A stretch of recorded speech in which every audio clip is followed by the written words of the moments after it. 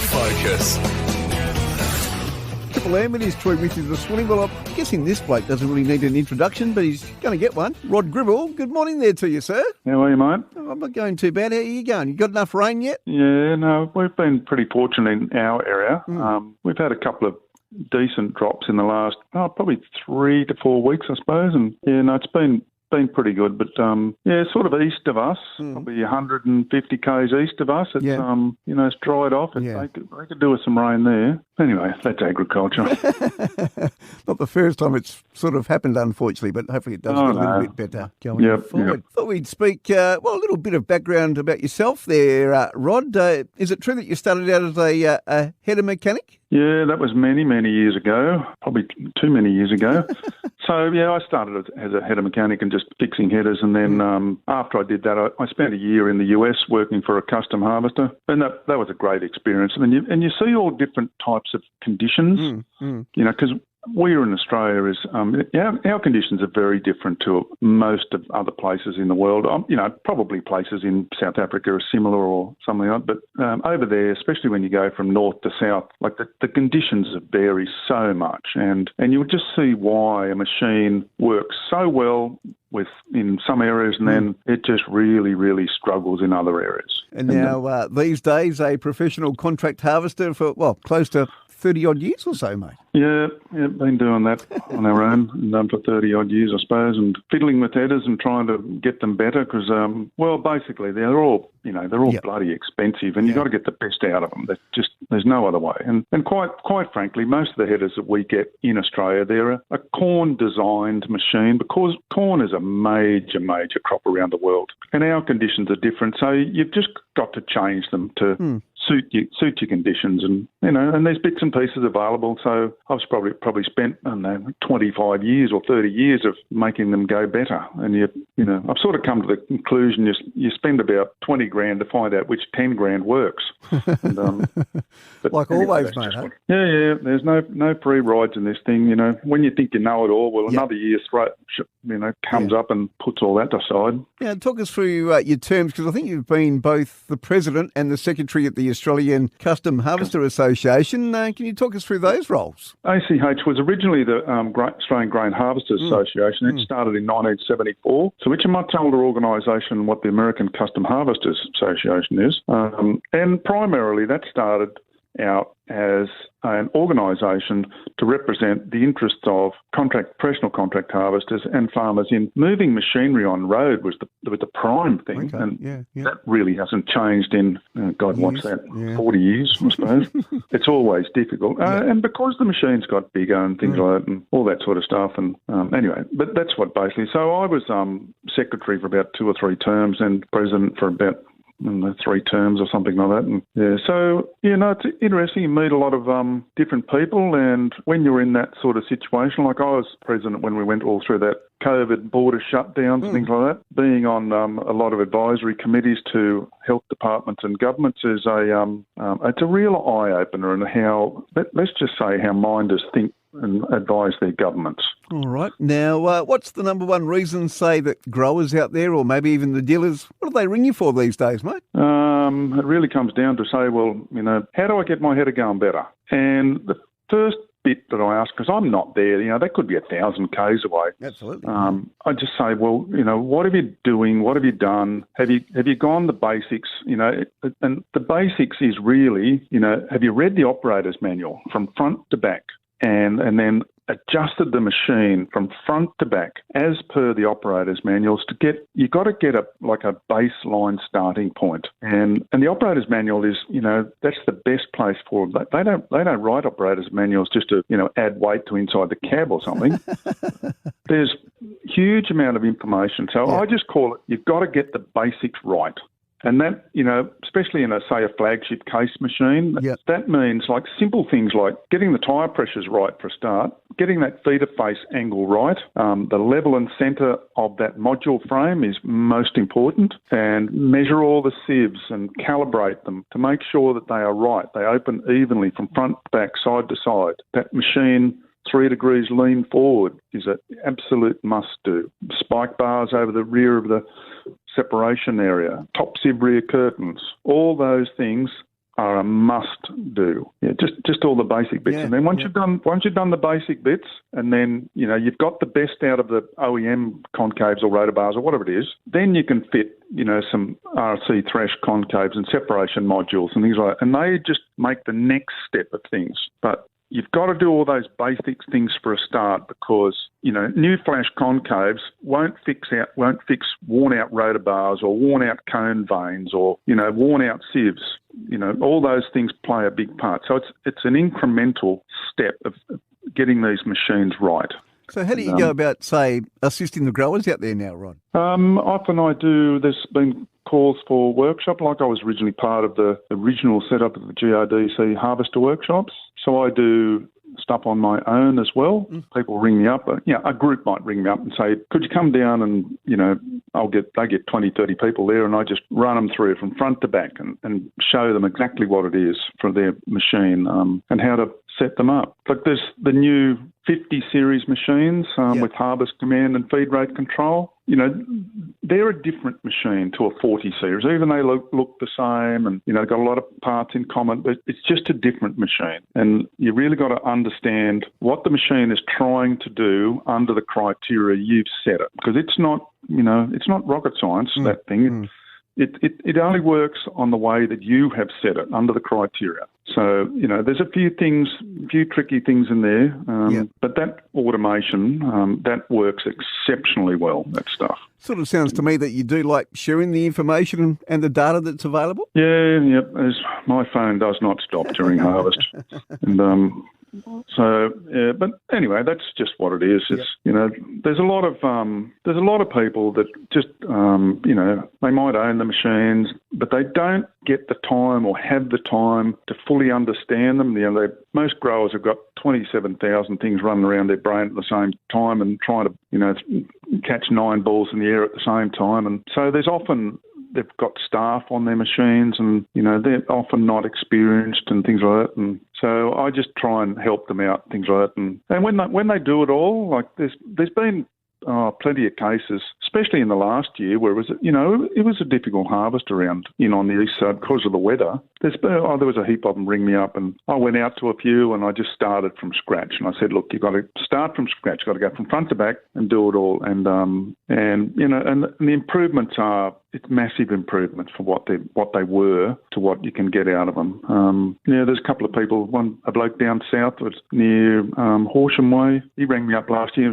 He was having a lot of trouble. He just couldn't get any capacity out of it. He had a 7250, I think it was, and they had big crops, and it was bloody wet and just tough going. And so I told him what to do, and I sent him down a whole kit, and I said, look, I'm going to send you down a whole kit. You try it, and you tell me what you think. And he did it all. He did exactly what he was supposed to do. Yep. And like his difference, he sort of went from 28, 30 tonne an hour in barley to, over 40. And when he told me that, I was pretty sceptical, because that's a huge jump. Yeah. But it was fortunate. There was a friend of mine who's down there, who's a contractor, and he works. Yep. He was actually working on that place. And so I rang up Ian and I said, well, what do you think? What's happened? He said, oh, no, it's going.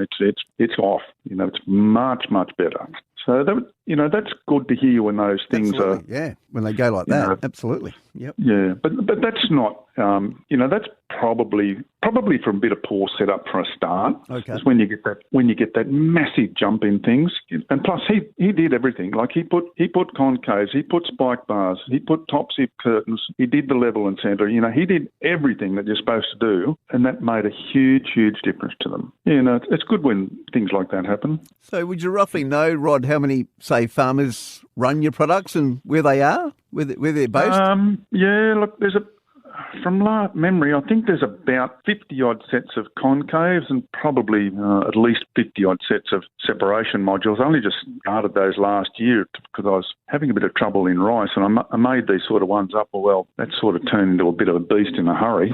But yeah, look, they're from middle of Queensland, all through New South Wales, Victoria, South Australia, Western Australia, and they're working in all sorts of conditions. Like, I think the original set that I got made, I can't remember how many years ago it was now. I gave them to a mate of mine who had a 7240 those days, and he was having trouble. And I said to him, look, just put them in. I think they'll work. in canola, wheat and barley. Don't think they'll work in lupins and peas and everything like that. But lucky for me, he promptly ignored that bit of advice and did everything with them. Right, yeah. And he said it made a world of difference. And he was fortunate that he had another bloke there. He was a contractor with exactly the same machine. He was 1.5, 2.5 Ks faster than the other one and doing a much better job. And then some years later, I was actually talking to the contractor that was with him that time, and he said, look, his words were he couldn't get within a bull's roar of that machine then. It just was off. Yeah, so he's actually consequently purchased a set of separation modules too. When he was up in Queensland doing sorghum, and he was doing direct testing against a farmer's machine, exactly the same machine, same crop, same paddock and everything, and he said it was just chalk and cheese. Okay. Yeah, so but, all those things they're good to hear when all those things work. So speaking about Case Flagship machines, do you want to give us, say, maybe an overview of how and why you develop your products here? Like I said before, they're John Deere and Case are a very corn-dominated machine, but because that's their market. There's a huge amount of corn in the world. But when you get them into our conditions in cereals and things, we often have a tight finish, which makes thrashing hard and separation. And so I tried all different sorts of things. I tried, I actually made some helical bolting inserts for the concaves and just to try different things. And that sort of told me straight away that sort of, told me what the problem was. And so I thought, well, okay, I'll get helical concaves. That'll fix that. Well, that worked pretty well, but there was always a bit of a shortfall in, especially barley, and because we often start in about 3 days too early, and it's just hard to thrash. Won't thrash at all, and then you got rotor loss, and you got high returns and sieve loss and things. So I thought I'm just going to try something else because the original owner, Gerald Foster of Sunnybrook Engineering, sent me some Sunnybrook stuff for a New Holland that I used to have, and they were sort of round bar type things, and I just thought, well, round bar's not going to bloody work, but. I put them into that New Holland and it just totally changed that machine. Yeah, right. So I sort of went back to that idea and I had a bit of a rough guess and I thought, well, we need something between what's called a traditional small wire and a large wire. So I measured some grains and had a sort of a rough guess and then came up with a gap in between and also put a 10 mil round bar on it. And I thought, well, I'll give them a shot. So that's the original set that I got made and they're the ones that I gave to that bloke to test many years ago in comparison. And those concaves are still going. They've done about, I still run them. They've done well over 50,000 tonne. Yep. And they're still going. They're fine. So I just made everything out of stainless steel and 4140 bar because I sort of figure, you only want to do this stuff once. You don't want to keep doing it. I just like things that last. That's Absolutely. all. Yeah. Well, before I let you go this morning, mate, have you got any advice to give the growers out there, I suppose, especially with those who are, got your flagship headers? Yeah. Look, if anyone wants some information or order some bits, they can order the concaves and separation modules. Top sieve curtains are available from me or Harvest Air. It's a simple process. Just jump on the Harvest Air website or mine and order away. And if anyone wants some clarification or advice, they can give me a call because everyone else does. And, so they can just fire away and they can just call me on the 0427 614 549. Yeah, like I said, it usually doesn't stop at harvest time. Yeah, so how are things going for you at the moment, mate? Are you seeding and all that? Yeah, well, I'm actually in the process. Most of the people, they probably get it pretty close to finished planting around here. Except there's a few wet areas, believe it or not, that will delay them. But yeah, I'm actually in the process of, I've only just finished rice harvest, so I'm in the process of, pull the machine apart and fix up all the bits that need to be fixed and change all of those bits that are worn out and all that sort of stuff and get it ready for cereal harvest in, end of October and go round again. Yeah, absolutely. All right, so get in contact with Rod there today if you're wanting to know more, especially with the flagship headers and everything else. His phone's always turned on, so he'll always pick up and chat to you. Rod, always nice to chat, mate. Hopefully we can do it again soon. Yeah, no problem at all. That's fine. We'll catch you. As we mentioned with Rod, of course, he was mentioning that he helped out a farmer on the East Coast. Well, that farmer does join us on the program this morning. Joel Pymer Good morning there to you. G'day, how you going, Troy? Not too bad, mate. Hey, thanks for taking the time out of your busy schedule over there on the East Coast. Can you give our listeners over here in WA, mate, say an overview of your operations, what you harvest, and what are the conditions like over your way? Yep. So our area, Horsham. Yep. So 20 k's south of Horsham. Yeah, we're, I guess you'd say we're a moderate or medium-sized livestock and cropping operation here. And, being sort of the area we're not too far from the coast. So harvesting can be a bit challenging at times, but it's usually not too bad. So we're mainly canola, or canola would be our main crop over here, and then some cereals, a few legumes. Yeah, righto. And, a bit of hay as well. Now, we just chatted to Rod Gribble, well known, of course, not just here in WA, but just about everywhere these days. How'd you hear about Rod, mate? We actually had a harvest contractor in early last harvest, and he gets along with Rod quite well. And I actually already had been following him on Twitter, and had seen some of the work he'd been doing through his Twitter feed there. So, was following it reasonably closely and lucky enough to have an opportunity to use his concaves this year. So what were your problems and why did you go looking safer, say something better? Probably finding, I think the main thing for us was just we weren't able to get the capacity out of our header that we would have liked. Yep. I think most of it could have come down to the size of the header, but we certainly weren't able to get we weren't able to get it to thrash correctly for a start. And then once we sort of got it thrashed, it was getting it separated. So having a lot of trouble with rotor loss predominantly, and then once we sort of got it out of the rotor, having trouble with the sieves. So after speaking to Rod about different bits and pieces, what did you change on your header here, Joel? Spoke to Rod there just before Christmas, and we put in his RC thresh modules as well as his separation modules into our header, as well as we increased the amount of spiked RAS bars we had on the rotor as well after Rod's advice, and it proved quite beneficial for us. What were the benefits here then, Joel? It's probably just a quick little background on it. We had on Christmas Eve, I think at the end it was close to 60 mils of rain. Yeah, right. So before that, we'd had a reasonable run, relatively dry harvest, and then we weren't able to get back harvesting again for close to a week. It could have even been longer now, memory. And I found once we put Rod's modules in and come back, we had a bit of a green mat underneath, like there were a lot of weeds coming through low down, which traditionally would make it quite harder to thrash and get the product through the header. I didn't find any difference in the amount of tonnes per hour I was able to do with that machine in those conditions, which I think, if we didn't change anything, we would have been well back on the amount of tonnes per hour. So, really looking forward to this year with a dry harvest to really test it out. Yeah, absolutely. So did you need to change the concaves between, say, crops or paddocks? We didn't by the time it got here. The only time we grow a few faba beans, so that'll probably be the only thing where we'll have to change concaves. And that'll only be the first module anyway. Yeah, not a big hassle. So going forward now, mate, what's your limit now? I think the biggest limit for us now will be horsepower. Okay, So, we have a 7250 case header, so we're on the smaller end of their flagship models. Yeah, the horsepower will be the thing that's going to limit us now, and truly. We were actually, just as a bit of a comparison, we had a S680 John Deere side by side with us after Christmas, and I was able to keep up with that header with the setup through Rod, which is pretty impressive, especially with that, just the challenging conditions we had coming into the end of harvest there. Yeah. Do you still keep in contact with Rod these days, mate? Yeah.